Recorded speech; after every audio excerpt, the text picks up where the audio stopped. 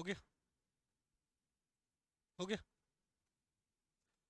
आज का जो हमारा सेशन रहेगा वो प्रैक्टिस सेट रहेगा। तबीयत थोड़ी डाउन सी तो इस वजह से क्लास नहीं ली जा रही है।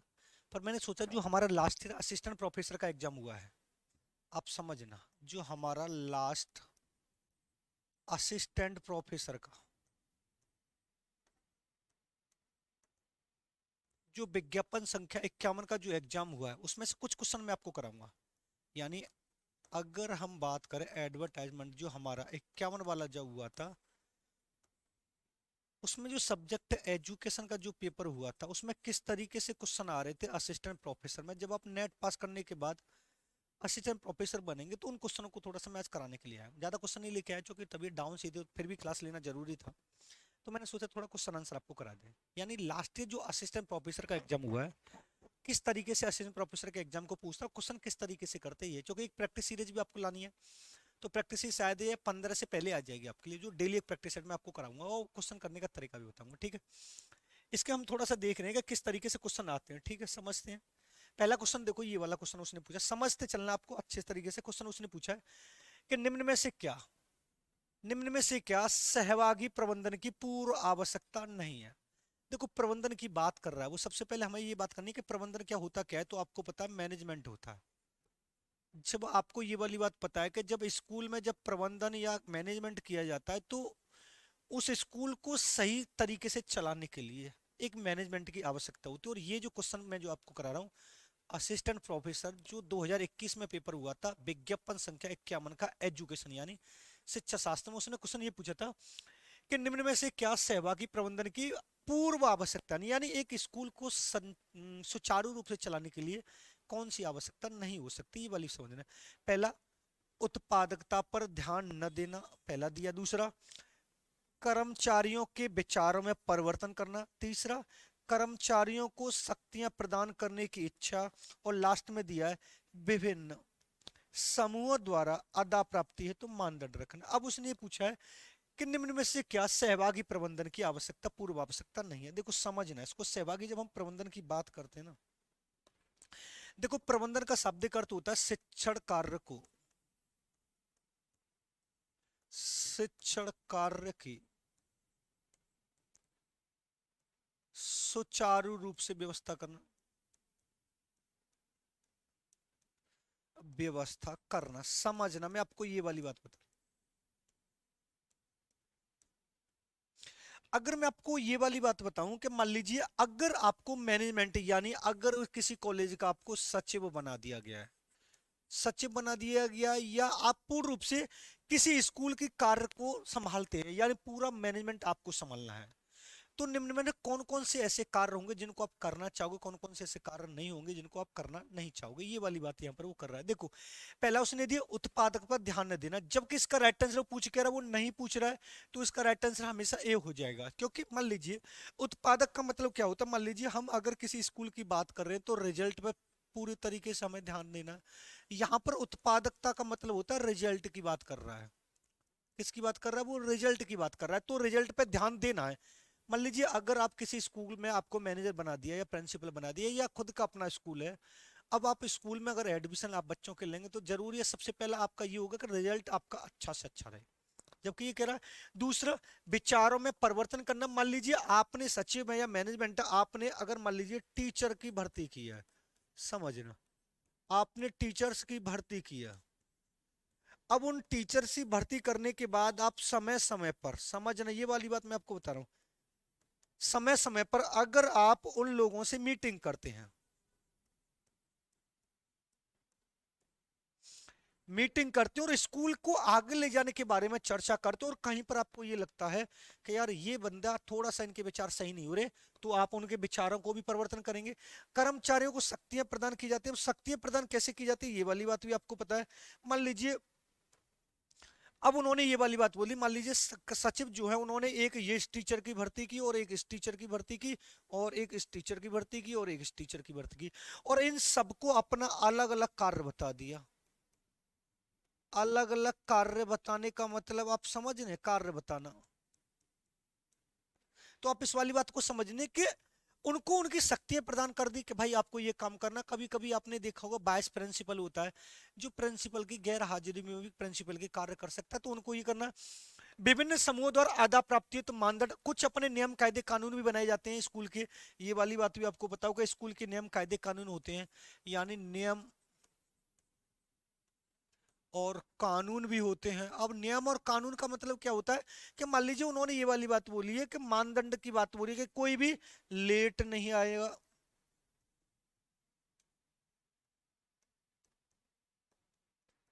कोई भी लेट नहीं आएगा। दूसरा आपको ये वाली बात समझनी है, अपना काम ईमानदारी से करना है।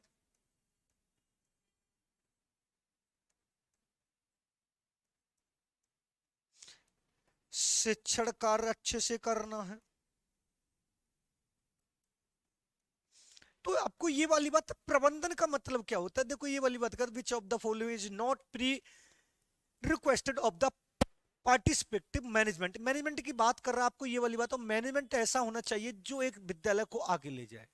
आपको ये वाली बात ही पता है कि किसी भी घर को आगे ले जाने के लिए उस घर का जो मुख्य सदस्य होता है, अगर वो पढ़ा लिखा और एक अच्छे से रूपरेखा बनाने वाला होगा तो वो घर आगे चलेगा। ऐसे स्कूल की बात कर रहा है तो उसने कौन सी नहीं पूछी है, उत्पादकता का मतलब यहाँ पर रिजल्ट की बात कर रहा है, हमें रिजल्ट पे तो अच्छा ध्यान देना ही देना है। तो आपको ये जो मैं क्वेश्चन कर रहा हूँ असिस्टेंट प्रोफेसर 2021 में जो पेपर हुआ था उसमें मैं आपको करा रहा हूँ, ठीक है। दूसरे क्वेश्चन की तरफ चलते। दूसरा क्वेश्चन आपकी स्क्रीन पर ये है। दूसरा क्वेश्चन क्या है, देखो शैक्षिक पर्यवेक्षण की बात हो रही है। उसने बोला कि शैक्षिक पर्यवेक्षण का मुख्य उद्देश्य क्या होना चाहिए। शैक्षिक पर्यवेक्षण का मुख्य उद्देश्य क्या होना चाहिए, उसने बोला है शिक्षण अधिगम में प्रक्रिया में सुधार करना, हो सकता है। विद्यालय परिसर में अनुशासन कायम रखना, बिल्कुल हो सकता है। विद्यालय द्वारा रखे गए अभिलेखों का निरीक्षण करना, और विद्यालय प्रशासन में कमियां निकालना। अब ये वाली बात उसने बोला, तो मैं यहां पर आपको दो चीज बताऊंगा। एक होता है शैक्षिक पर्यवेक्षण,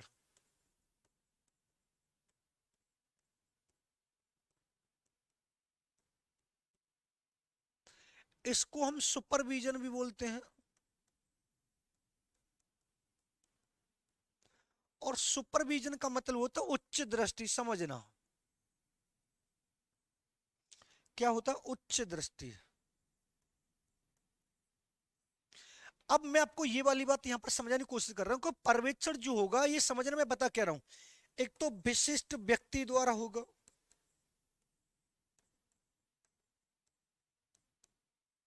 और विशिष्ट समस्या पर किया जाएगा।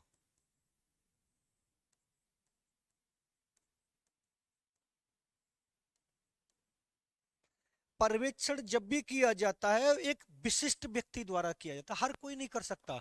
लेकिन अगर मैं आपको यहाँ पर निरीक्षण की बात करता हूँ, अगर मैं आपको यहाँ पर निरीक्षण की बात करता हूँ कि निरीक्षण क्या हो सकता है, तो आप निरीक्षण को समझे।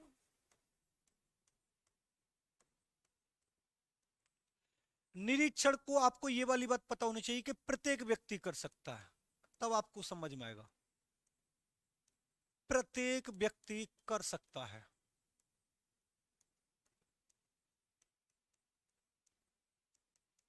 लेकिन जब हम पर्यवेक्षण की बात करते हैं तो उसे एक वो व्यक्ति कर सकता है जो एक विशिष्ट होगा और किसी विशिष्ट समस्या के लिए किया गया होगा। ये वाली बात समझना। पहला किया शिक्षण अधिगम प्रक्रिया में सुधार करना, ये हो सकता है। विद्यालय परिसर में अनुशासन कायम करना, अब अनुशासन तो प्रत्येक व्यक्ति कायम कर सकता है। मान लीजिए अगर एक चपरासी है वो भी अनुशासन कायम कर सकता है, लेकिन हम बात किसकी कर रहे हैं, पर्यवेक्षण की कर रहे हैं।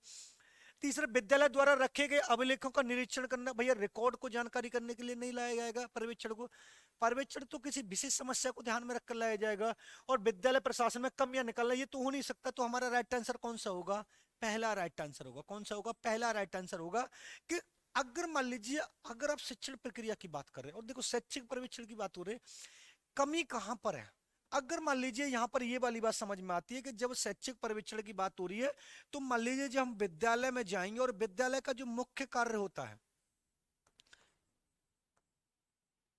विद्यालय का जो मुख्य कार्य होता है वो आपको ये वाली बात पता है कि शिक्षण प्रक्रिया को सुचारू रूप से चलाना, शिक्षण प्रक्रिया को अच्छे से संचालित करना।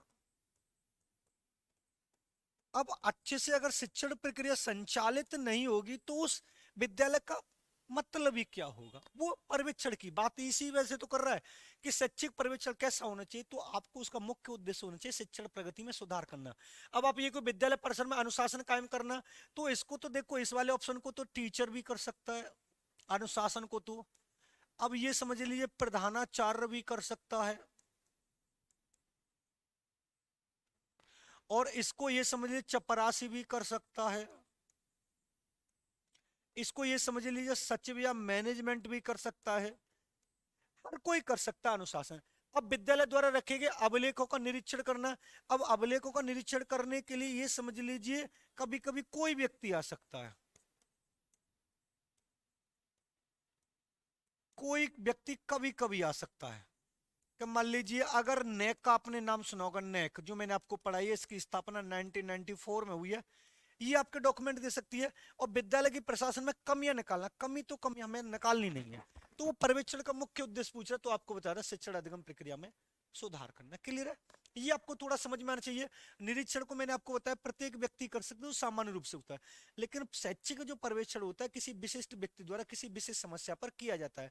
अगर मैं यहाँ पर आपको एग्जाम्पल के थ्रू ये वाली बात बताऊं, एग्जाम्पल के थ्रू, तो मान लीजिए आप लोगों ने फ्लाइंग का नाम सुना होगा। जो फ्लाइंग आती है वो एक तरीके से पर्यवेक्षण के रूप में आती है। तीसरा क्वेश्चन देखो, अब समय तीसरा क्वेश्चन क्या कहलाता है। तीसरा उस क्वेश्चन उसने ये वाली बात बोली है, संगठन के प्रसिद्ध 14 सिद्धांत निम्न में से किसने दिए। मैं आपको ये वाली बात बताऊं, ये जो क्वेश्चन आपका पूछा गया ये बिल्कुल प्रशासन से पूछा गया। किससे पूछा गया, प्रशासन से पूछा गया।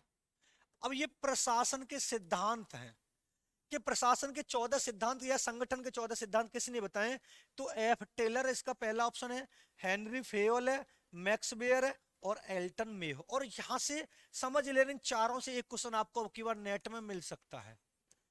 ठीक है, समझना। मैं आपको ये वाली बात बताऊं, अगर मैं आपसे ये बोलूं कि टेलर ने क्या दिया था, तो आपको बता देना इनको वैज्ञानिक प्रबंध का,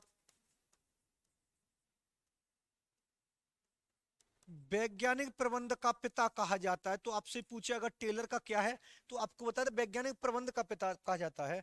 और अगर आपसे ये वाली बात बोले कि हेनरी फेयोल ने प्रशासनिक प्रक्रिया के, इन्होंने कौन सा सिद्धांत दिया था, तो आपको बता देना प्रशासनिक प्रक्रिया का सिद्धांत दिया था, जिसमें कितने सिद्धांत बताए, तो आपको बता देना 14 सिद्धांत बताए। कितने सिद्धांत बताए, 14 सिद्धांत बताए, जो इसका राइट आंसर है। मैक्स वेबर की जब हम बात करते तो मैक्स वेबर ने क्या कहा था, तो आपको पता है मैक्स वेबर ने निरंकुश का ही सिद्धांत दिया था।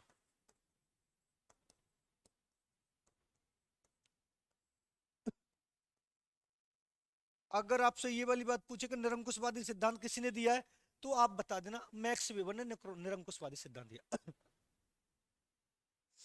अगर हम एल्टन मेयो की बात करते कि एल्टन मेयो ने क्या बोला, तो आपको बता दें मानव संबंधोपागम, मानव संबंध उपागम का सिद्धांत जो दिया वो एल्टन मेयो ने दिया है।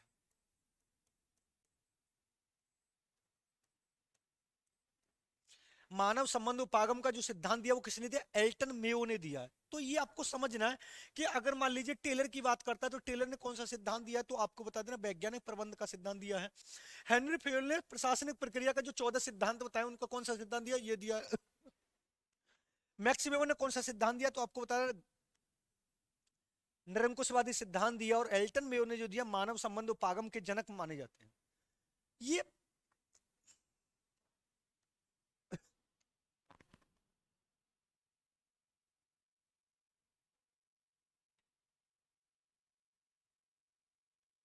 अगर मान लीजिए प्रशासन का एक और सिद्धांत होता, आपको पता पोस्ट कॉर्म, आपने सुना होगा पोस्ट। अब ये किसने दिया है, तो आपको बता रहा लूथर और गुलिक ने दिया है।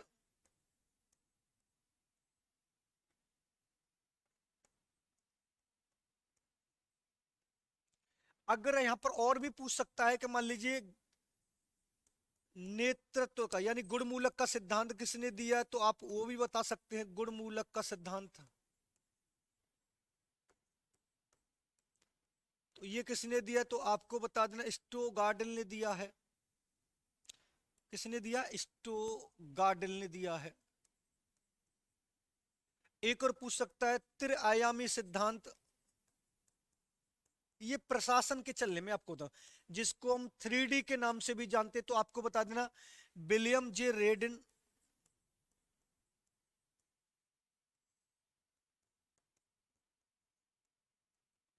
किसने दिया? William J रेडिन। तो ये सारे आपको समझ में आने चाहिए कि किस तरीके से क्वेश्चन पुटअप हो रहा है, क्योंकि जब आपका नेट पास हो जाए, नेट में भी कम से कम 20 से 30 क्वेश्चन फैक्चुअल पूछेगा, तो ये थोड़ा आपको समझ में आने चाहिए। चलते हम अपने नेक्स्ट क्वेश्चन की तरफ। नेक्स्ट क्वेश्चन आपका ये वाला आ चुका है, देखो बहुत अच्छा क्वेश्चन है। उसने पूछा 10+2+3 शैक्षिक संरचना का सुझाव किसने दिया? 10+2+3 शैक्षिक संरचना का सुझाव किसने दिया? बहुत अच्छा क्वेश्चन है। पहला उसने दिया है उच्च शिक्षा आयोग द्वारा। जो उच्च शिक्षा आयोग कब आया? तो आपको पता है 1948 और 49 में आया था। दूसरा माध्यमिक शिक्षा आयोग द्वारा ये कब आया था? तो आपको पता है 1952 और 53 में आया था। उसके बाद शिक्षा आयोग की बात करते तो ये कब आया? तो आपको 1964 और 66 में आया था। और महिला शिक्षा आयोग ये कब आया था? तो 1958 में भी माना जा सकता है और 50 में भी माना जा सकता है। महिला शिक्षा परिषद की बात कर रहा है। अब उसने ये वाली बात बोली कि 10+2+3 ये किसने दिया है? तो मैंने आपको बहुत अच्छे तरीके से पढ़ाया था। ये किसने दिया? तो आपको पता है ये कोठारी आयोग ने दिया है। किसने दिया? कोठारी आयोग ने दिया है। और कोठारी आयोग कब आया था? तो आपको पता 1964 और 66 में आया था। जिसका राइट आंसर कहाँ है? ये रस्सी वाला इसका राइट आंसर है। अब इसको समझना आप लोग, मैं बताने क्या करूं। अगर ये पूछेगा ये 10+2+3 किसने दिया है, तो आपको क्या बताना है? 1964 और 66। अगर आपसे ये पूछे 10+2+3 ये लागू किसने किया है, तो आपको बता देना NEP 1986 ने इसको लागू कर दिया गया है। क्लियर बात है। अब आपको ये वाली बात पता है कि ये जो मैंने आपको महिला शिक्षा परिषद बताया है, उच्च शिक्षा आयोग, इसको हम कौन सा और नाम से जानते? तो आपको पता है राधा कृष्णन कमीशन, यानी राधा कृष्णन आयोग की बात करता है। और इन्होंने, आपको पता होगा, आवासीय विद्यालय की स्थापना की है। किसकी स्थापना की थी? आवासीय विद्यालय की स्थापना।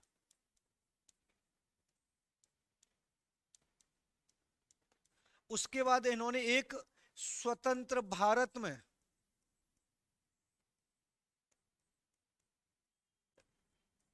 यूजीसी की स्थापना पर बल दिया था, जो अभी आप पढ़ते हैं यूनिवर्सिटी ग्रांट कमीशन। सबसे पहले अगर आपसे ये वाला क्वेश्चन पूछा जाए, स्वतंत्र भारत में यूजीसी की स्थापना पर बल किसने दिया, तो आपको बता राधा कृष्णन आयोग ने। राधा कृष्ण आयोग कब आया? 1949 में।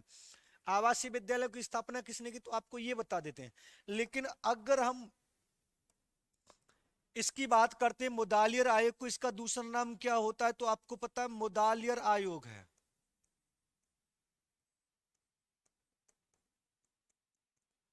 मुदालियर आयोग कब आया? 1952-53 में आया, क्योंकि मुदालियर आयोग ने बहुउद्देश्य विद्यालयों की स्थापना की, जो बहुत पूछा जाता है।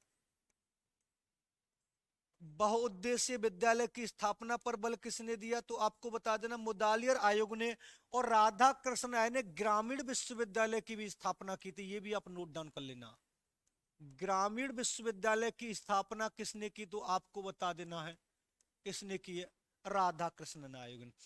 अब यहां पर अगर मैं आपको इधर ये वाली बात समझाता हूं कि ये मान लिया 1964 और 66 की जब कोठारी आयोग की जब हम बात करते हैं, तो आपको एक तो क्वेश्चन ये वाला समझना चाहिए, शिक्षा और राष्ट्रीय विकास बहुत ज्यादा है। शिक्षा व राष्ट्रीय विकास दिया था इन्होंने, त्रिभाषा सूत्र दिया था। अब ये वाली बात भी आपको पता है। और अलगाव की समस्या पर बल दिया, अलगाव की समस्या। किस पर बल दिया? अलगाव की समस्या पर बल दिया है। अगर आपसे ये वाली बात पूछ ले कि यहां पर पहली स्वतंत्र भारत की एनईपी पर बल दिया था,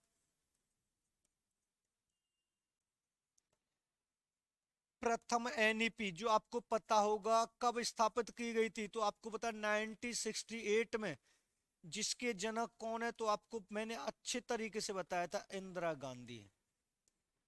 मैं आपको ये सारे सारे एक एक क्वेश्चन से इतने सारे क्वेश्चन सॉल्व करा इस वजह से रहा हूं कि क्वेश्चन कैसे भी पूछे आपका कॉन्सेप्ट क्लियर होना चाहिए। अगर आपसे ये वाली बात पूछ ले, अब इसकी जगह नई शिक्षा संरचना कौन सी है, नई संरचना कौन सी है, तो आपको पता होना चाहिए जो नई शिक्षा संरचना है वो कौन सी हमारी 5+3+3+4 है। जो ये कब आई है तो आपको बता दें 2020 में कस्तूरी रंगन की अध्यक्षता में आई है। किसकी अध्यक्षता में आई है? कस्तूरी रंगन। तो इस सारे से कुछ ने क्वेश्चन हमारे क्लियर होते चले, ये आपको बहुत अच्छे तरीके से पता है। उसके बाद चलते हैं हम नेक्स्ट क्वेश्चन की तरफ। नेक्स्ट क्वेश्चन का देखो बहुत अच्छा क्वेश्चन आया है।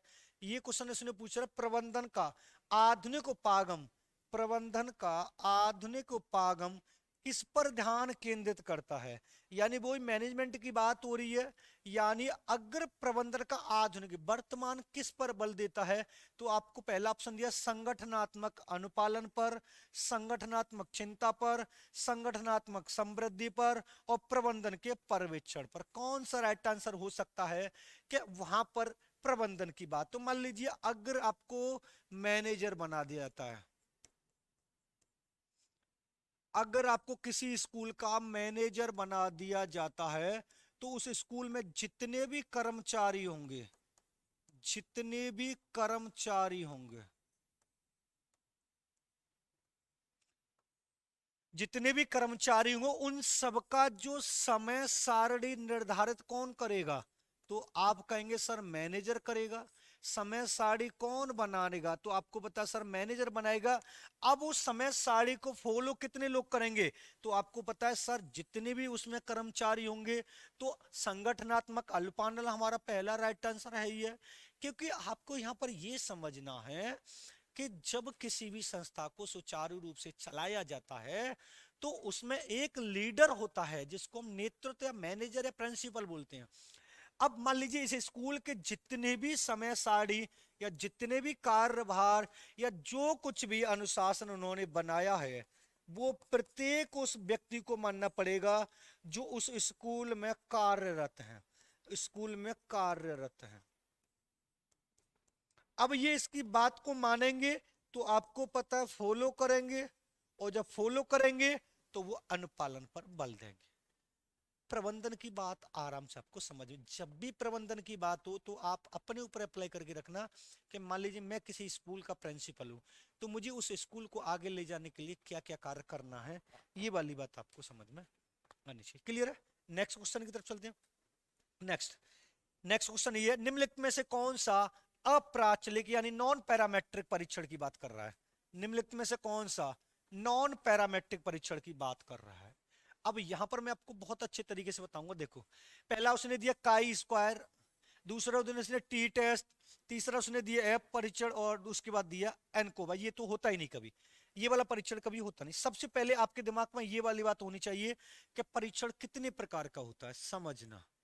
अगर आपको ये वाली बात पता चलेगी कि परीक्षण कितने प्रकार का होता है तो आपको ये क्वेश्चन गलत ही नहीं होगा। तो आपको बता देना परीक्षण दो प्रकार का होता है, एक होता है प्राचलिक और दूसरा होता अप्राचलिक।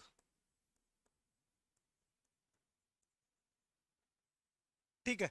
अब प्राचलिक में कौन कौन से आते हैं उनको समझ लेते हैं। देखो प्राचलिक में कौन कौन से आते हैं इनको आप समझना। प्राचलिक में पहला आता है टी परीक्षण,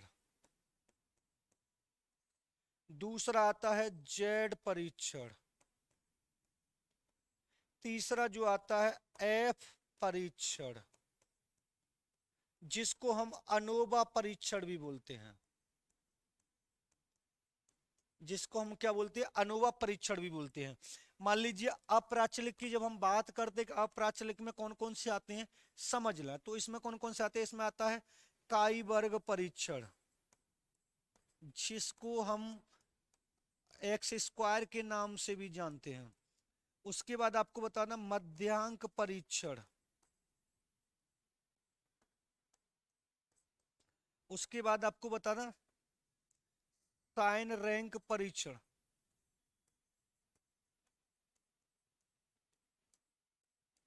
और उसके बाद आपको बता देना मैनहुटनी परीक्षण।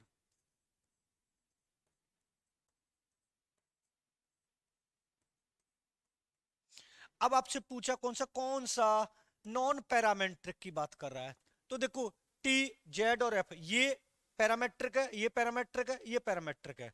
निम्न में से कौन सा अप्राचलिक परीक्षण है, तो इनमें से कौन सा होगा, ये राइट आंसर होगा। कौन सा होगा हमारा, एन को बाद जो कोई भी नहीं, इनमें से कौन सा अप्राचलिक परीक्षण है। प्राचलिक परीक्षण कौन से टी एफ जेड होते हैं, और अप्राचलिक कौन से होते हैं, ये होते हैं। तो हमारा जो राइट आंसर है वो ये वाला होगा, जो उसने यहां पर गलत कर दिया। इनमें से यहां पर गलत आंसर आया था इसका, टी एफ नहीं सॉरी, अरे रे गलत हो गया, काई स्क्वायर है इसका राइट आंसर। क्या है, काई स्क्वायर है, गलत हो रहा है, मेरे से भी गलत हो रहा है। काई स्क्वायर है, ये रहा काई स्क्वायर, कौन सा, ये रहा। अगर आपसे ये पूछे परीक्षण कितने प्रकार के, तो आप बताएंगे दो प्रकार के। अब थोड़ा सा मैं आपको इनके जनक की बात करूं, तो इसके जो जनक है वो कौन है, तो आपको बता देना पियर्सन इसके जनक है। इसके जनक कौन है, पियर्सन इसके जनक हैं। अगर आपसे पूछे एफ परीक्षण के जनक कौन है, तो आपको बता देना जॉर्ज फिशर हैं या स्नेकेडोर है।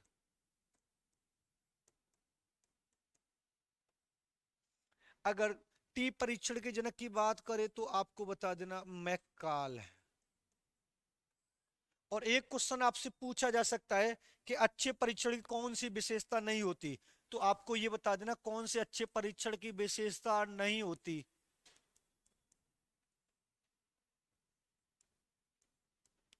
तो आपको बता देना या तो ऑप्शन में होगा व्यक्तिनिष्ठ या आत्मनिष्ठ। यानी अगर आपसे ये वाली बात पूछ ले निम्नलिखित में से कौन सी एक अच्छे परीक्षण की विशेषता नहीं है, तो व्यक्तिनिष्ठ या आत्मनिष्ठ। अगर आपसे पूछे परीक्षण कितने प्रकार के होते हैं, दो प्रकार, टी परीक्षण, प्राचलिक और अप्राचलिक। पैरामेट्रिक के अंदर तीन आते हैं, टी परीक्षण, जेड परीक्षण, एफ परीक्षण, इसको अनुभा। अप्राचलिक काई वर्ग, मध्यंक, सैनरक, मैनोटनी। और कौन सा नॉन पैरामेट्रिक है, तो आपको पता है काई वर्ग को हम नॉन पैरामेट्रिक की बात करते हैं। और ये वाली बात पता है कि काई वर्ग का प्रयोग पता किस लिए किया जाता है, शून्य परिकल्पना यानी नल हाइपोथेसिस की जांच करने के लिए।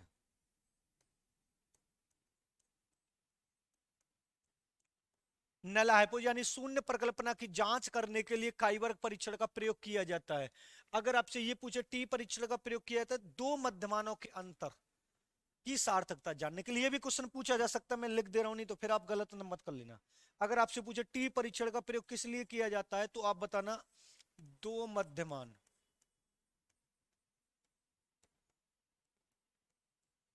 के बीच के अंतर की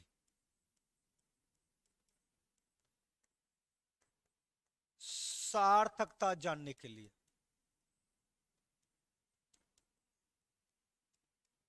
किसका प्रयोग करते हैं, और यहां से 100% क्वेश्चन आना ही आना है, ये वाली बात ध्यान रखिए।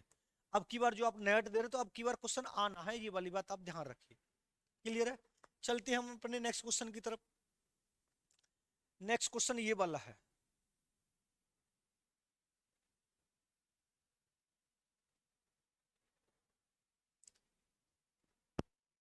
यस,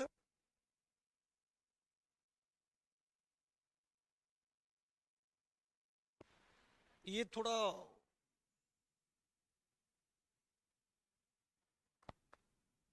अभी थोड़ा इसको सही कर रहे हैं।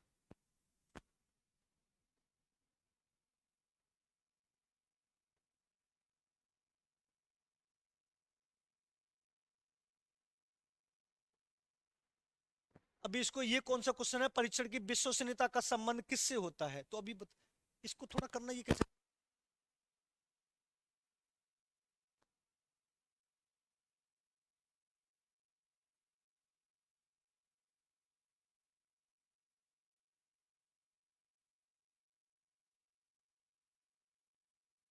ना बड़ा मत कर, थोड़े ठीक है, ओके धन्यवाद।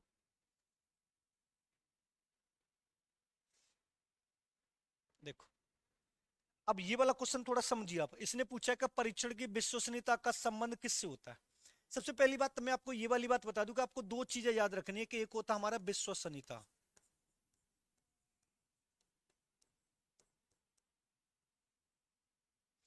और इसके साथ में एक होती है हमारी वैधता, और ये दोनों एक बात आपको साथ में चलती हैं। विश्वसनीयता किसे कहते हैं और वैधता किसे कहते हैं, इसके बारे में थोड़ा सा आप समझिए कि वैधता क्या होती है और विश्वसनीयता क्या होती है। तो मैं आपको बता दे रहा हूं, समझना।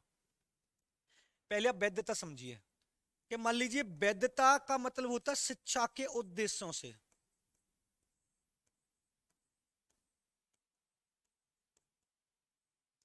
यानी शिक्षा के उद्देश्यों की प्राप्ति करना, वो हमारी क्या कहलाती है, वैधता कहलाती है। मान लीजिए जिस उद्देश्य को ध्यान में रखकर जो परीक्षण आपने बनाया है, अगर वो उस उद्देश्य को पूरा करता है तो वो हमारा परीक्षण क्या होता है, वैध कहलाता है।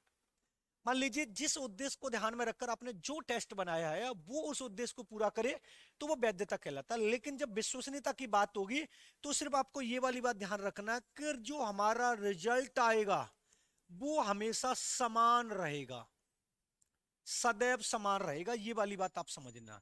जो हमारा रिजल्ट आएगा वो सदैव समान रहेगा। मान लीजिए अगर कोई भी टेस्ट लिया गया, अगर उस टेस्ट को जितनी बार भी प्रयोग किया जाए लेकिन रिजल्ट जो हमारा सेम रहेगा, कभी रिजल्ट चेंज ना हो, वो हमारा क्या कहलाता है, विश्वसनीयता कहलाता है। अब इसको थोड़ा समझे।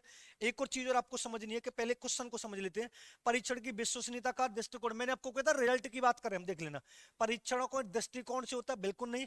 परीक्षण के उद्देश्यों की प्राप्ति से होता है, और उद्देश्यों की प्राप्ति किस में हो रही है, वैधता में हो रही है। जब हम बात किसी करें विश्वसनीयता की, परीक्षण पदों की स्पष्टता से होता है, बिल्कुल नहीं। प्राप्तांकों की, प्राप्तांक आप जानते हैं, देखो मैंने आपको बोला ना, रिजल्ट प्राप्तांकों की सुसंगता यानी सेम है, बिल्कुल। तो राइट आंसर हमारा क्या होगा, आपको ये वाली बात भी पता होगी कि ये जो प्राप्तांक है मतलब ये रिजल्ट ही तो होता है। मान लीजिए आपका पूर्णांक कितने का है, 150 का, और 150 में से आपसे कितने प्राप्त किए, 100, तो ये 100 हमारे क्या है, प्राप्तांक है। अब प्राप्तांक है तो इसका मतलब ये हमारा क्या होगा, रिजल्ट होगा, और रिजल्ट की समान यानी कभी भी चेंज नहीं होता है, वो हमारा क्या कहलाता है, विश्वसनीयता कहलाता है। अगर वो यहां पर इस वाले ऑप्शन की बात कर रहा है आपसे कि ये जो ऑप्शन है वो किससे संबंधित होगा, तो मैंने आपको ये वाली बात बता दी है कि ये वैधता से संबंधित होगा। किससे होगा, अगर यहां पर वो पूछता परीक्षण की वैधता का संबंध किससे होता है, तो परीक्षण के उद्देश्यों की प्राप्ति से होता है, ये आप इसको लगा सकते थे। अब यहां पर एक और चीज आप समझेंगे, नोट डाल के, थोड़ा आपके लिए इंपोर्टेंट भी होगा। वो ये पूछेगा आपसे कि सही कथन की पहचान कीजिए, तो आप किस तरीके से कहेंगे कि किसी परीक्षण के वैध होने के लिए उसका विश्वसनीय होना आवश्यक है, और किसी परीक्षण के विश्वसनीय होने के लिए उसका वैध होना आवश्यक नहीं है। तो देखो मैंने एक यहां पर लिखा है वैधता, और यहां पर जो लिखा है मैंने वो लिखा है विश्वसनीयता।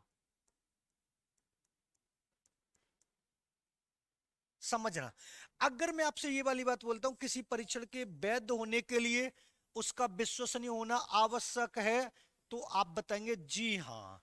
अगर मैं आपसे ये वाली बात बोलता हूं किसी परीक्षण के विश्वसनीय होने के लिए उसका वैध होना आवश्यक है, बिल्कुल नहीं। यह सेंटेंस थोड़ा आपके लिए इंपोर्टेंट हो। अगर कोई परीक्षण वैध है तो वो हमेशा विश्वसनीय होगा, इस वाली बात को ध्यान रख ले। अगर कोई परीक्षण विश्वसनीय है तो जरूरी ये नहीं कि वो वैध हो, जरूरी ये नहीं कि वो वैध हो। तो ये वाली बात आपको समझनी है कि वैधता का संबंध किससे होता है, विश्वसनीयता। किसी परीक्षण के वैध होने के लिए उसका विश्वसनीय होना आवश्यक है। यहां पर अगर मैं चाहूं लिख दे रहा हूं, देखो समझना, किसी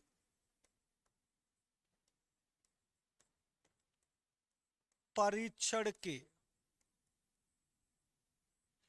वैध होने के लिए उसका विश्वसनीय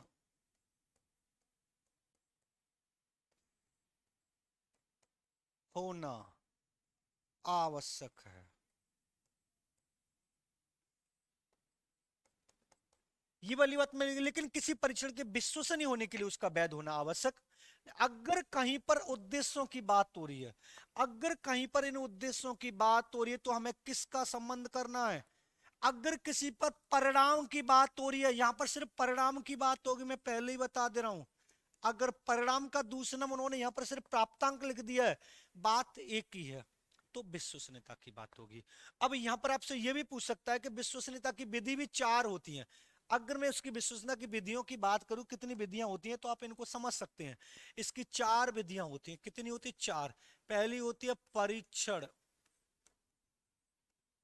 पुनः परीक्षण विधि। दूसरी होती है समांतर प्रारूप विधि।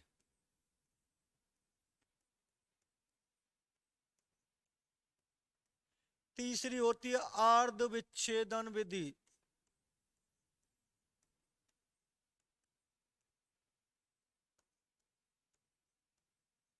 और लास्ट में होती है आंतरिक संगति गुणांक विधि।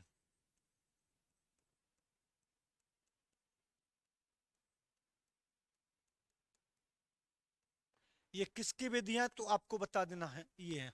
और इन चारों के बारे में अभी चर्चा करेंगे आगे, तो आपको पता हमारा जो सिलेबस चल रहा है, हमारा ऐप पर जो कोर्स चल रहा है, पूरी चर्चा करेंगे। और वैधता और विश्वसनीयता कंपलसरी दो क्वेश्चन आते हैं।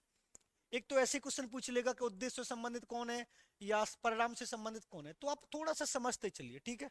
चलते हम नेक्स्ट क्वेश्चन की तरफ। नेक्स्ट क्वेश्चन आपका आ गया है। नेक्स्ट क्वेश्चन उसने ये वाली बात पूछा, जेड स्कोर को टी स्कोर में बदलने के लिए सूत्र क्या है। इसका तो आपको पूरा रट लेना, क्योंकि टी बराबर 50 प्लस जेड 10 जेड होता है। इसका राइट आंसर की जब हम बात करेंगे जेड स्कोर को टी स्कोर में बदलने के लिए सूत्र क्या है, टी बराबर 10 प्लस 50 जेड, या ये होगा। तो इसका जो राइट आंसर होगा वो हमारा कौन सा होगा, वो ये वाला होगा, टी बराबर 50 प्लस 10 जेड। क्लियर है। और अगर वहीं पर हम सी परीक्षण की बात करेंगे तो वहां पर 14 हो जाता है, इस 10 की जगह वो क्या होता है 14 हो जाता है। तो ये ज्यादा कुछ ज्यादा इंपोर्टेंट नहीं, पर उन्होंने डायरेक्ट पूछा था। और ये जो हम कोर्स पढ़ रहे हैं, जो हम ये इसको पढ़ रहे हैं, वो हम असिस्टेंट प्रोफेसर वाला एग्जाम सॉल्यूशन कर रहे हैं, ठीक है। तो इसका जो राइट आंसर होगा वो कौन सा होगा, ये वाला होगा। नेक्स्ट क्वेश्चन की तरफ चले। गति परीक्षण की विश्वसनीयता को ज्ञात नहीं किया जा सकता। विश्वसनीयता से क्वेश्चन कई पूछे गए थे। गति परीक्षण की विश्वसनीयता को ज्ञात नहीं किया जा सकता किसके द्वारा, परीक्षण पुनः परीक्षण विधि, अर्ध विच्छेदन विधि, समतुल्य प्रारूप विधि, या के आर विधि। यानी गति परीक्षण की विश्वसनीयता को किस परीक्षण विधि के द्वारा नहीं ज्ञात किया जा सकता, तो कौन सा राइट आंसर होगा, परीक्षण पुनः परीक्षण विधि या अर्ध विच्छेदन विधि, जो मैंने अभी यहां पर आपको पढ़ाई है। ये रही चार विधि, चार में से तीन तो उसने ले ली है यहां पर। अगर यहां पर मैं आपको फिर दोबारा से बताऊं कि पहली मैंने विधि कौन सी बताई है, परीक्षण पुनः परीक्षण विधि। इसका एक और नाम होता है विश्वसनीयता गुणांक के नाम से भी इसको जाना जाता है। विश्वसनीयता गुणांक के नाम से भी इसको जाना जाता है। दूसरी विधि की जब हम बात करते हैं, समांतर प्रारूप विधि,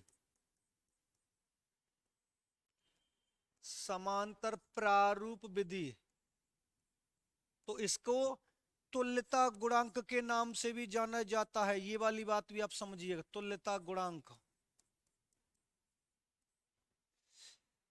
तीसरी की जब हम बात करते हैं, अर्ध विच्छेदन विधि,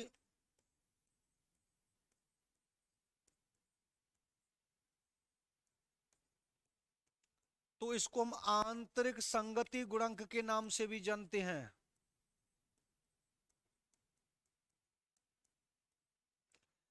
और उसके बाद मैंने चौथी कौन सी लिखी थी, आंतरिक संगति गुणांक के नाम से भी जानी जाती है। और उसके बाद नेक्स्ट जो आती है कूडर रिचर्डसन विधि।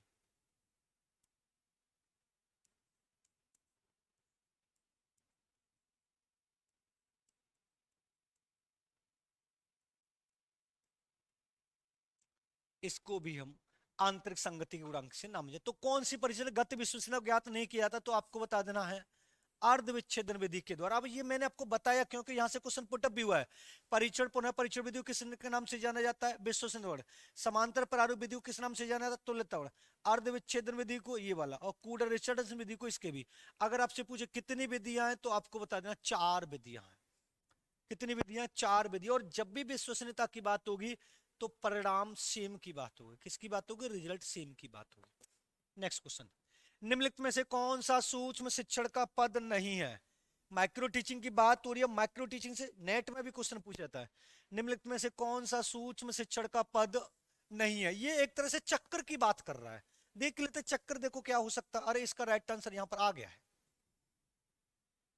पद नहीं है।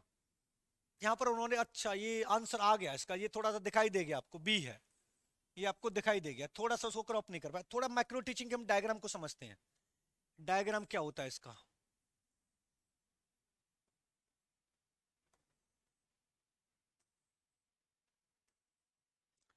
इस डायग्राम को समझेंगे तो आपके लिए फायदेमंद रहेगा। मान लीजिए पहला होता है पाठ योजना,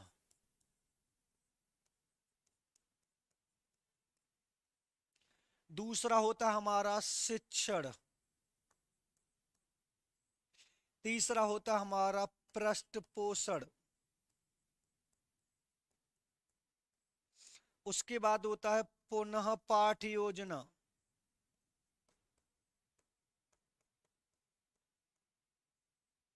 उसके बाद होता है पुनः शिक्षण,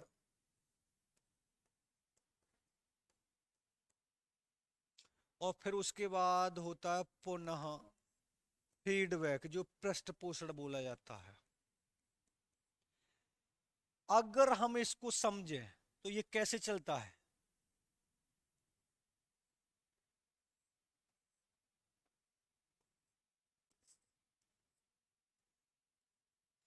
ये हमारा पहला है, ये हमारा दूसरा है, ये हमारा तीसरा है, ये हमारा फोर्थ है, ये हमारा फिफ्थ है, और ये हमारा सिक्स है। ये हमारा माइक्रो टीचिंग है, यानी सूक्ष्म शिक्षण है।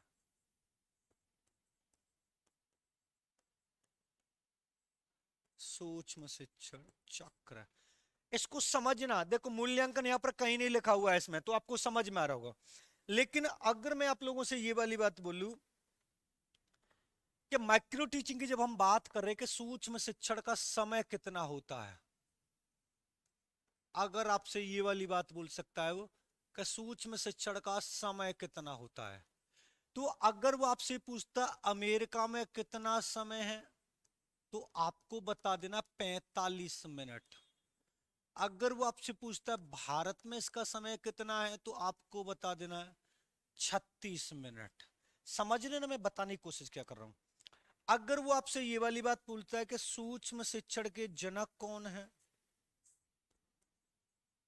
सूक्ष्म शिक्षण के फादर कौन है, जनक की बात करेगा, तो देखो जनक दो तरीके से पूछेगा। अगर वो आपसे ये पूछता है कि विश्व में कौन है, तो आपको बताना है डब्ल्यू एलन है। और अगर आपसे ये पूछे भारत में कौन है, तो आपको बता देना पासी और शाह।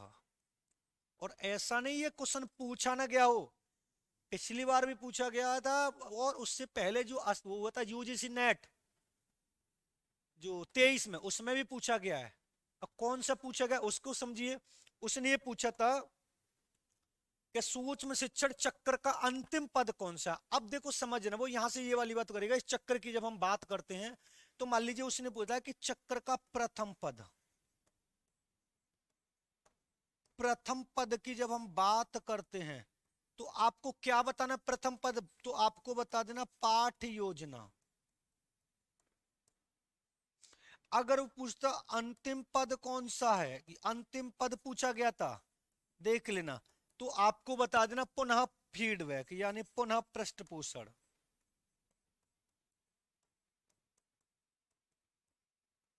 क्लियर बात है। माइक्रो टीचिंग का अमेरिका में समय कितना माना गया, 45 मिनट। भारत में कितना माना गया, 36 मिनट। माइक्रो टीचिंग के जनक विश्व में डब्ल्यू एलन है। अगर ईयर की बात करें तो विश्व में 1961 में हुआ था, और यहाँ पर 1974 में हुआ था। ये वाली बात आपको समझ में आ रही है, क्योंकि यहां से क्वेश्चन कंपलसरी आना है, यहां से क्वेश्चन कंपलसरी आना है, ये वाली बात भी आप समझिए।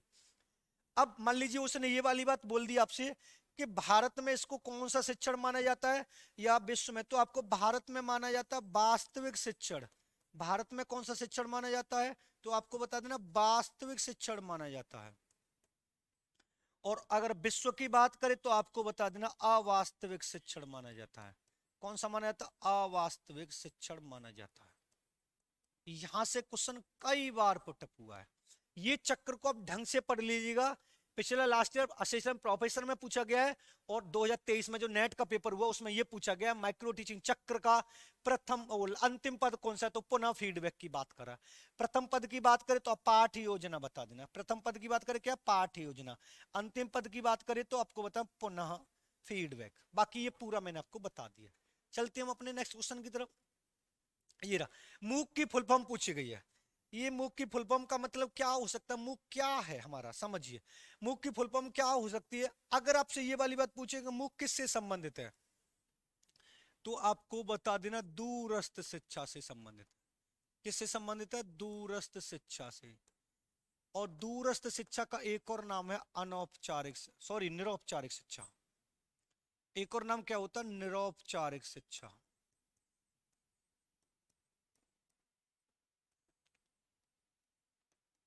जो अभी शिक्षा में नए नए जो परिवर्तन हुए, नई नई चीजें जो आई हैं, उनको मैं एक क्लास में, जैसे स्वयं प्रभा और स्वयं और संवय और मूक्स नपटेल, ये सारे हम अभी डिस्कस करेंगे, एक क्लास में करेंगे, ठीक है। इसकी फुल फॉर्म की जब हम बात करते हैं तो मास ओपन ऑनलाइन कोर्स नहीं, ये नहीं हमारा। मैसिव ओपन ऑनलाइन कोर्स ये हो सकता है, मॉडल ये हमारा बिल्कुल नहीं हो सकता। और मैसिव ऑनलाइन नहीं, मैसिव ओपन ऑनलाइन कोर्सेस है, तो हमारा राइट आंसर कौन सा होगा, ये है। इसकी फुल फॉर्म की जब हम बात करते हैं तो आपको बता देना मैसिव ओपन ऑनलाइन कोर्स, ये इसकी फुल फॉर्म है मूक की। थोड़ा सा आप इसको याद कर लेना। बहुत सारी फुल फॉर्म की जब हम बात करें, थोड़ा बहुत और मैं आपको बताने की कोशिश करूं। एक होती है नपटेल, NPTEL, इसका national programme technology, technology technical enhanced learning.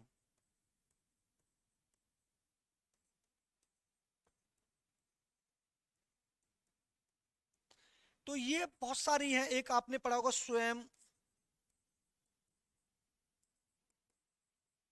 Study wave, active learning, young aspiring mind, ये सारे हम एक क्लास में पढ़ेंगे। ये अभी हम डिस्कस कर रहे हैं और एक एक क्वेश्चन को हम बहुत तरीके से कर रहे हैं। नेक्स्ट क्वेश्चन की तरफ, समावेश शिक्षा से तात्पर्य क्या। पिछले पेपर में देखा जाए समावेश शिक्षा से 3 से 4 क्वेश्चन पूछे थे। समावेश शिक्षा से तात्पर्य क्या, पहला ऑप्शन दिया विशेष शिक्षकों द्वारा शिक्षण, पहला ऑप्शन दिया विशेष शिक्षकों द्वारा शिक्षण, सभी बच्चों को सामान्य विद्यालय में शिक्षा देना, सरकार की आर्थिक सहायता से विशिष्ट आवश्यकता वाले बच्चों की शिक्षा, और लास्ट में विशिष्ट आवश्यकता वाले बच्चों की विशिष्ट विद्यालय में शिक्षा। कौन सा राइट आंसर हो सकता है। अगर थोड़ा सा मैं आपको ये वाली बात बताऊं कि समावेशी शिक्षा होती क्या है। जब हम बात करते हैं समावेशी शिक्षा की, तो आपको सिर्फ इतना बता देना, सभी बच्चों को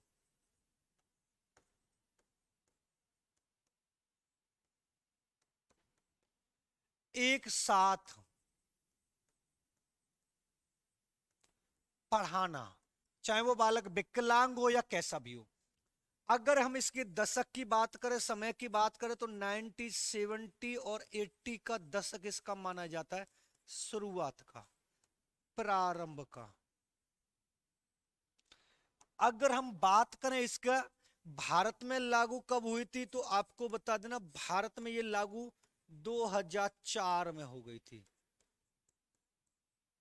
और ये आपको पता है इसकी एक संस्था है, उस संस्था का जो नाम है वो आपको ये पता होने, SSNI, स्पेस्टिक्स, अब मैं लिख दे रहा हूं स्पेस्टिक्स सोसाइटी नॉर्दर्न और इंडिया। क्लियर बात है। अभी इसके साथ में अपने दो और पढ़ लेंगे जो आगे हम पढ़ाएंगे। इसके दो प्रकार भी हो सकते हैं, एक होती है हमारी एकीकृत शिक्षा,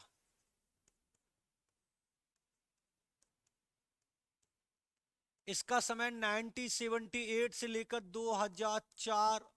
इसकी एक और होती है समेकित शिक्षा, इसका समय 1995 से लेकर 2004 तक है। और समावेश शिक्षा भारत में कब लागू हुई, 2004 में। यानी बालक किसी भी जाति का हो, धर्म का हो, लिंग का हो, समुदाय को, हमें उसका कोई मतलब नहीं है, एक सभी बच्चों को एक साथ मिलकर पढ़ाया जाता है, वो समावेश शिक्षा कहलाती है। तो सभी बच्चों को सामान्य विद्यालय में जो पढ़ाया जाता है वो हमारा क्या होता है, समावेश शिक्षा। एक बात और मैं आपको यहां पर बताने की कोशिश कर रहा हूं कि जब समावेश शिक्षा की बात होगी तो ना तो हमें विशिष्ट अध्यापक चाहिए,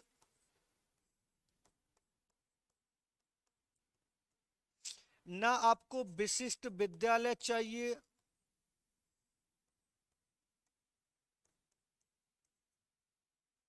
और ना आपको विशिष्ट शिक्षा चाहिए।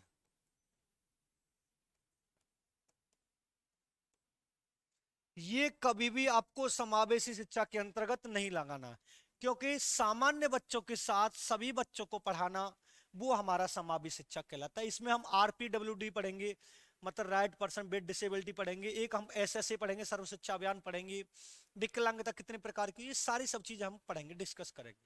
ठीक है, ये आपको बता देना। ठीक है, ये वाली बात ध्यान रखिएगा जो मैंने आपको बताई है, नेट में आपके में काम आएगी।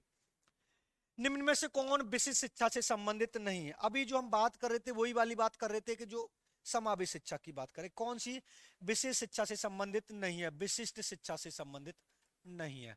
अगर आपसे ये पूछे कि विशिष्ट शिक्षा के जनक कौन है,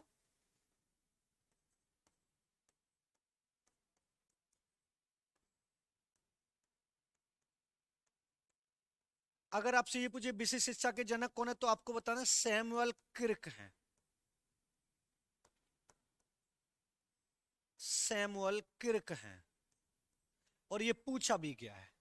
अब उसने पूरा RCI एक होता, RCI एक होता, RPWD एक होता, AICT एक होता, NIVA। देखो विशिष्ट शिक्षा की जब भी बात हो तो ये समझ लो दिव्यांग बच्चों की भी बात हो सकती है। किन की बात हो सकती है? विकलांग बच्चों की भी बात हो सकती है। और जब विकलांग बच्चों की बात होगी तो कौन सा इनमें से नहीं है जो विकलांग बच्चों से संबंधित नहीं है? तो पहला उसने दिया RCI। RCI की स्थापना की जब हम बात करते तो आपको पता 1992 में इसकी स्थापना हुई थी। RPWD एक्ट की स्थापना करते तो आपको पता है 2016 में हुई थी। AICT आपको पता है AICT में किससे संबंधित होता है? तो ये पता है all India council technical education. यानी किसकी बात कर रहा है? ये टेक्निकल एजुकेशन की बात कर रहा है। किसकी बात कर रहे हैं? टेक्निकल एजुकेशन की बात करो। और हम क्वेश्चन किस में कर रहे हैं? विशिष्ट शिक्षा में कौन सा नहीं है? तो हमारा राइट आंसर कौन सा हो जाएगा? ये है। और NI national institute of visual handicap, ये जो हमारा होता है वो कौन से होता है? अंधे बालकों के लिए। कौन सा होता है? अंधे बालकों के लिए। अब ये जो NIVH कहां पर है? तो आपको बता देना होना चाहिए कि देहरादून में। कहां पर है? इसकी स्थापना देहरादून में हुई थी। अब आपको ये पूछा था कौन सा विशिष्ट शिक्षा से संबंधित नहीं, तो ये AICT तो एक संस्था है, एक कमीशन, एक आयोग है जो तकनीकी शिक्षा को देखता है। तकनीकी शिक्षा कौन कौन सी हो? जैसे BTech करना, ITI करना, आपने देखा होगा पॉलिटेक्निक करना, M Tech करना, तो ये सारे कारोबार जब ये बात यहाँ पर होती है। अगर आपसे ये वाली बात पूछिए कि RCI का मुख्यालय कहाँ पर है, अगर आपसे ये पूछिए RCI का मुख्यालय कहाँ पर है, अगर आपसे पूछता है RCI का मुख्यालय कहाँ पर है, तो आपको बता देना कटक में है। कहां पर है? कटक में। और आपसे ये भी पूछ सकता है कि किसका अध्ययन करते हैं इसमें, तो आपको ये बता देना जो अध्ययन करते हैं RCI में वो किसका करते हैं, तो आपको बता देना दिव्यांग बच्चों का अध्ययन। दिव्यांग बालकों का अध्ययन किस में किया जाता है? RCI में किया जाता है। RPWD एक्ट 2016 के अनुसार कितने प्रकार की विकलांगता मानी गई, तो आपको बताना 16 प्रकार की विकलांगता मानी गई है। ये क्वेश्चन भी पूछा गया, 16 प्रकार की विकलांगता मानी गई है। दृश्य विकलांगता, श्रव्य विकलांगता, लोकोमोटर, मानसिक विकलांगता, बहुल विकलांगता, ये सारी बात आपको समझ में आनी चाहिए।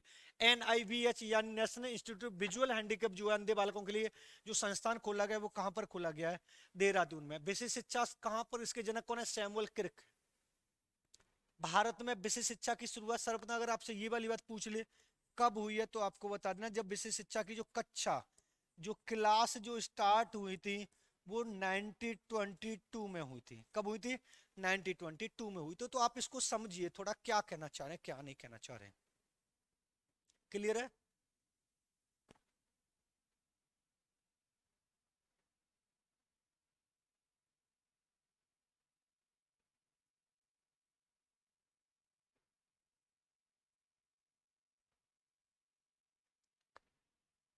ठीक है, क्लास का नोटिफिकेशन पहुंच जाता है मैडम। आधा घंटे पहले हो जाता है। अभी टेक्निकल भैया से बात की, वो कह रहे हैं नोटिफिकेशन तो आपके पास पहुंच जाता है। ठीक है, आगे चलते हैं। नेक्स्ट क्वेश्चन, निम्नलिखित में से असंगत युग्म का चयन कीजिए। ये यहाँ पर थोड़ा सा इंपोर्टेंट भी है। अभी इसकी क्लास मैंने नहीं ली है, लेकिन इसकी क्लास होगी तब बहुत इंपोर्टेंट होगी। वैदिककालीन, बौद्धकालीन, मुस्लिम कालीन की बात कर रहा है। असंगत मतलब गलत चयन की बात कर रहा है। तो ये वाली बात आपको समझना है कि पवज्ज किस काल में होता है? वैदिक काल में। उपनयन वैदिक काल में। उपसंपदा बुद्ध काल में। या समापवर्तन वैदिक काल में। तो मैं आपको बता दे रहा हूं। देखो, अगर हम वैदिक काल की बात करते हैं,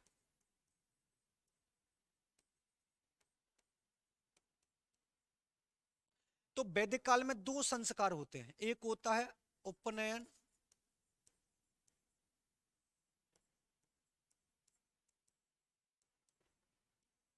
और दूसरा होता है समापवर्तन। समझ लेना आराम से,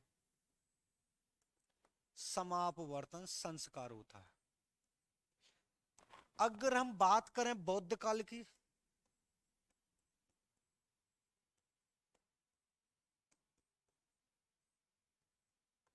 बौद्ध काल में दो होते, एक होता पवज्जा,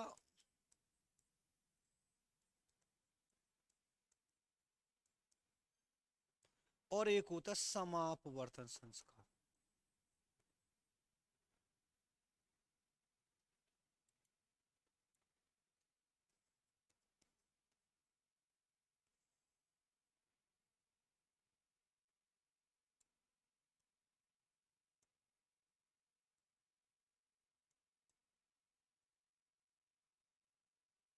यहां पर ये थोड़ा सा आप देख लेना, ये हट हो गया। क्या होता है? समापवर्तन संस्कार।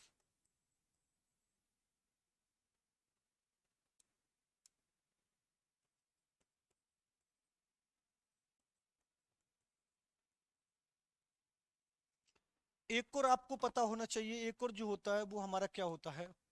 मुस्लिम कालीन।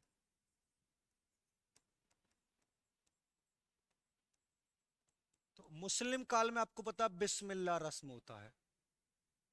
कौन सा होता है? बिस्मिल्लाह रस्म।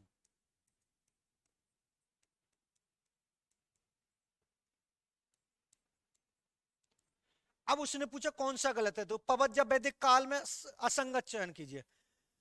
पवज्जा वैदिक काल में नहीं है, पवज्जा तो बौद्ध काल में, तो हमारा पहला ही राइट आंसर हो जाएगा। उपनयन वैदिक काल में, बिल्कुल ठीक बात है। उपसंपदा बुद्ध काल में, बिल्कुल।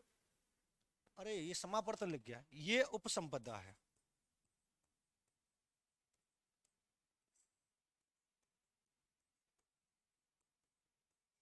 ये बिल्कुल ठीक है। समापवर्तन वैदिक काल में, ये भी ठीक है। तो कौन सा गलत चयन की हम बात करते हैं, तो आपको बता देना ये। और इन पांचों में से एक तो आपसे पूछा जाना है, ये वाली बात आप समझिए। इन पांचों में से एक तो आपको पूछा जाना है कि कौन सा काल किस काल में होता है, तो ये आप समझ लीजिए। अगर मैं आपसे यहाँ पर इसके में प्रवेश की आयु कितनी है, तो आपको बता देना 8 वर्ष है। अगर इसमें प्रवेश की आयु पूछू तो 8 वर्ष है। और यहां पर प्रवेश की 4 वर्ष 4 माह 4 दिन। 4 दिन। ये वाली बात आप समझ लें। अगर अब मैं आपसे ये वाली बात पूछूं कि समझने में पूछ क्या रहा हूं, बौद्ध काल में पवज्जा से पहले छात्र को क्या कहा जाता था, और वैदिक काल में क्या कहा जाता, तो आपको बता देना प्रवेश से पहले। प्रवेश से पहले छात्र को क्या बोलते थे, तो आपको बता देना है श्रमण,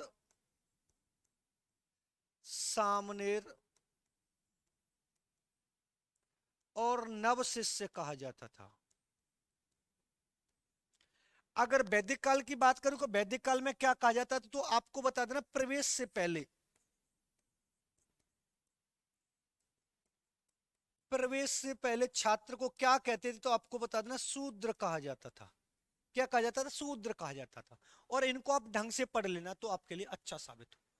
क्लियर है? चलते हम अपने नेक्स्ट क्वेश्चन की तरफ। राष्ट्रीय शिक्षा नीति, देखो ये यहां पर थोड़ा सा अच्छा क्वेश्चन है। उसने पूछा राष्ट्रीय शिक्षा नीति में बुनियादी स्तर यानी फाउंडेशन लेवल ऑफ एजुकेशन की अवधि कितनी रखी गई है। अब आपको यहां पर ये वाली बात पता होनी चाहिए कि हमारी जो नई शिक्षा नीति आई है उसने क्या क्या किया है। तो आपको समझना जो नई शिक्षा संरचना थी वो कौन सी थी? 5+3+3+4। अब इसमें 4 स्टेज बांटी गई। देखो पहली जो बांटी गई थी वो बांटी गई थी हमारी फाउंडेशन स्टेज।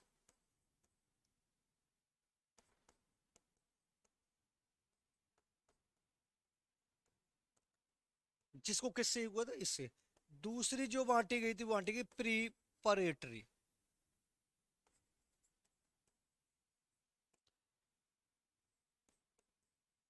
स्टेज, इसको किससे बांटा गया था, 3 से बांटा गया।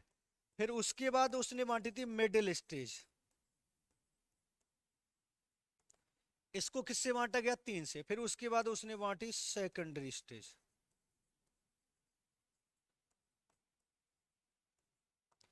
ये किससे बांटी गई, 4 से। और उसने पूछी कौन सा, फाउंडेशन। फाउंडेशन कितनी है हमारी, 5 है। कौन सा राइट आंसर हो जाएगा हमारा, ये हो जाएगा।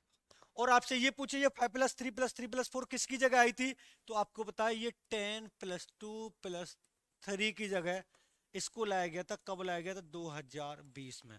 ये कब आई थी, 1964 और 66 में।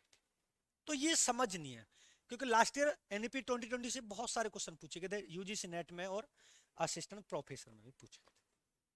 नेक्स्ट क्वेश्चन की देखो, क्वेश्चन अच्छा है, थोड़ा समझना। उसने बोलिए किस समिति आयोग ने भारत में ग्रामीण विश्वविद्यालय स्थापित करने का सुझाव दिया। और ये वाली बात मैं पहले भी बता चुका हूं।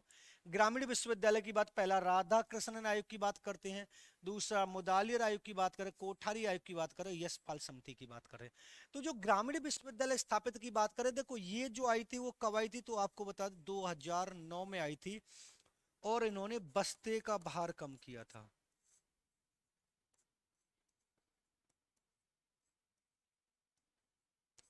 या शिक्षा बिना बोझ की बताई थी।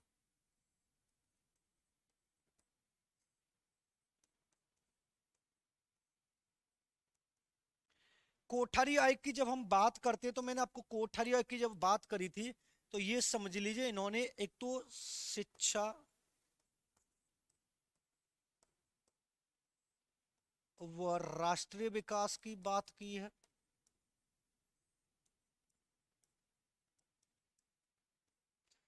समान कार्य समान वेतन की बात की है,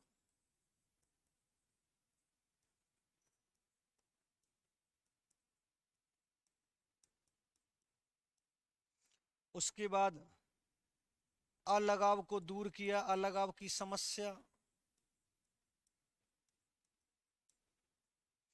उसके बाद 10+2+3 संरचना और त्रिभाषा सूत्र की बात की है। मुदालियर आयोग का सिर्फ एक ही कार्य बहुउद्देश्य विद्यालयों की स्थापना करना।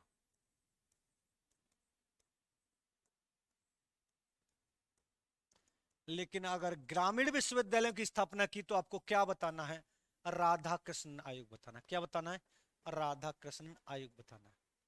ठीक है, जो मैं पहले भी बता, और आपको ये वाली बात भी पता होना चाहिए कि राधा कृष्ण आयोग ने यूजीसी की स्थापना पर बल भी दिया था। अब यूजीसी की जो स्थापना की गई थी वो कब की गई थी, तो आपको पता है 1953 में की गई थी। और 1956 में इनको दर्जा मिला था। ठीक है, तो आप समझिएगा। नेक्स्ट क्वेश्चन की तरफ चलते हैं। लास्ट क्वेश्चन इसको करेंगे, फिर उसके बाद नेक्स्ट पढ़ेंगे। उसने अध्यापक शिक्षा कार्यक्रम के लिए पाठ्यक्रम कौन तैयार करता है, यानी टीचर एजुकेशन से संबंधित कौन हो सकता है। तो पहला उसने दिया एनसीटी, आरसीआई, एआईसीटी और यूजीसी। समझ लेना बहुत अच्छे तरीके से, मैंने अभी आपको बताया। आरसीआई में किसका अध्ययन किया था, तो आपको बता दें दिव्यांग बालक का अध्ययन।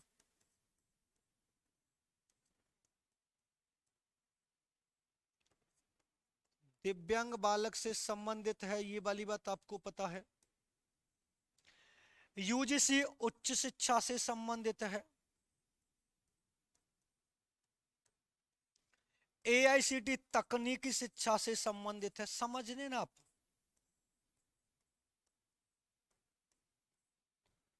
तकनीकी शिक्षा से संबंधित है। लेकिन ये एनसीटी जो है ये टीचर एजुकेशन से संबंधित है। अब national council for teacher education जिसकी स्थापना 1973 में की गई और संवैधानिक दर्जा कब मिला, 1995 में। आरसीआई की स्थापना कब की गई, तो आपको बता 1992 में की गई। एआईसीटी की स्थापना 1945 में की गई और संवैधानिक दर्जा 1987 में हुआ था। और यूजीसी की स्थापना 1953 में की गई थी और दर्जा 1956 में किया गया। तो ये वाली बात भी आपको समझ में आनी चाहिए। क्लियर है? नेक्स्ट चलते हैं। ये क्वेश्चन हमारा लास्ट, ये क्वेश्चन हमारा लास्ट क्वेश्चन है, ठीक है। ऐसे क्वेश्चन तो और भी हैं पर थोड़ा डाउन हालत ज्यादा हो रही है तो यहां तक करा रहे हैं, बाकी आप देख लेना इसको। राष्ट्रीय ज्ञान आयोग के अध्यक्ष कौन है? उन्होंने ये वाली बात पूछी कि राष्ट्रीय ज्ञान आयोग के अध्यक्ष कौन है, तो समझना राष्ट्रीय ज्ञान आयोग आया कब था। तो आपको बता देना राष्ट्रीय ज्ञान जो आयोग आया था 2006 से लेकर 2009 के बीच में आया था। प्रोफेसर यशपाल समिति कब आई थी? आपको पता है 2009 में आई थी। डीएस कोठारी आपको पता है इसके जनक कौन है? 1964 और 66 है। डी रामचंद्र कुछ है नहीं, और सैम पित्रोदा इसके जनक माने जाते हैं। 6 से 9 आई थी। और राष्ट्रीय ज्ञान आयोग ने आपको पता है भारत में विदेशी विश्वविद्यालय की स्थापना पर बल दिया था। विदेशी विश्वविद्यालय की स्थापना की जाए कहां पर? भारत में। और ये वाली बात बोली थी कि प्रणाली और बिल्डिंग वहां की होगी अमेरिका की, लेकिन टीचर जो होंगे वो हमारे भारत के होंगे। और ये भी पूछ लेता है किसकी सदस्यता में, किसकी अध्यक्षता में की गया था ये वाला, तो आपको बता दें तत्कालीन जो प्रधानमंत्री डॉक्टर मनमोहन सिंह थे उनकी अध्यक्षता में, मनमोहन सिंह की अध्यक्षता में सैम पित्रोदा ने किसकी स्थापना की? राष्ट्रीय ज्ञान आयोग की स्थापना। और क्वेश्चन भी पर थोड़ा हालत डाउन है तो इसमें ठीक है। मिलते हैं नेक्स्ट क्लास में। धन्यवाद।